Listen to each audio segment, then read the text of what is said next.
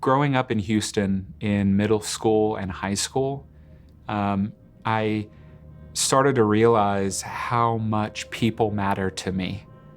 I remember just always wanting to be the center of attention, always being very talkative, loved making friends, and growing up, I just loved people, and I thrived off of connecting to those relationships. When I started to get into high school, those desires for relationships really took over. I started to also get into drug and alcohol use with them and started to experiment and to see what that looked like. And part of that was because I just so desired those relationships, and I started doing things that I never imagined at the time that I would ever picture doing. At that same time, my family started to really have some hard things happen. I had some really hard arguments with my mom, some really deep hurts because of some relationships that she was choosing. I fought heavily with her. At the same time, my father and I started to also have a lot of arguments. The experimenting that I was starting to do with drugs and alcohol in college, I dove headfirst in. When I went to school in Dallas, went to college, and I remember even at the time making the decision to go to a Christian school thinking, that'll be good. There won't be some of this stuff there, this junk. And instead, to my surprise, it was still there.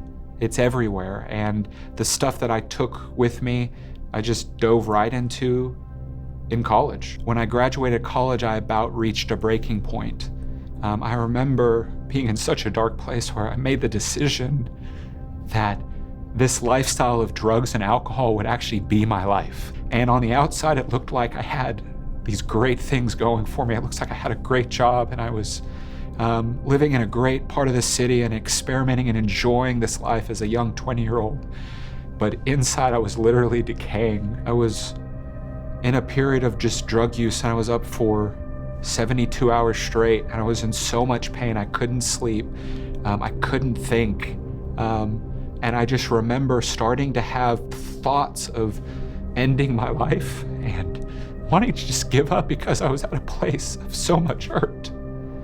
And I can't tell you, I can't write down on a piece of paper the words that stopped me, but there was something inside my spirit that just froze me. I remember walking into church after that experience and it be completely foreign to me. It felt so awkward.